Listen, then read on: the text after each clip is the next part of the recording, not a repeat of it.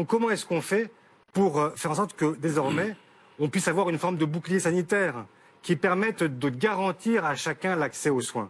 Première proposition, qui a été malheureusement rejetée ces dernières semaines par la majorité, c'est de faire un conventionnement différencié.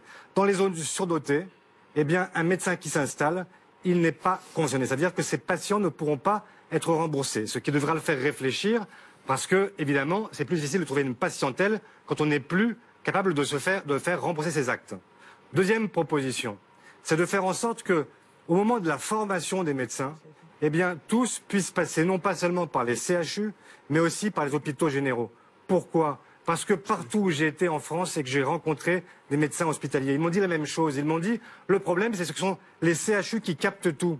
Et donc, les hôpitaux généraux, nous, on voit personne arriver. Or, quand il y en a un rarement qui arrive, eh bien, celui-là, en général, parce qu'il est venu chez nous, il a découvert une région, il a découvert un département, il s'est installé, il a fini par rester. Troisième proposition, c'est de faire en sorte que désormais, on rémunère non plus seulement à l'acte, c'est-à-dire à chaque consultation, mais qu'on le fasse aussi en fonction des territoires, qu'on puisse avoir une partie qui soit en libéral et une partie salariée, pour qu'on puisse garantir aux médecins qui s'installent dans une zone peu dense ou dans une zone difficile, eh bien lui garantir le fait qu'il ait des revenus qui soient à peu près constants.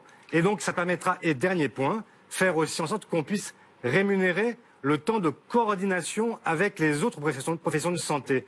Parce qu'il faut décharger les généralistes de tas d'actes qui sont inutiles pour lui. Par exemple, le renouvellement d'ordonnances, par exemple, le suivi de pathologies qui sont des pathologies récurrentes. Et donc, alors, la réponse de Stanislas Guerini, il faut effectivement évoluer, avancer et faire en sorte que, dans les prochaines années, on puisse avoir une médecine qui soit accessible à tous. Parce que c'est quand même ça l'enjeu des prochains jours.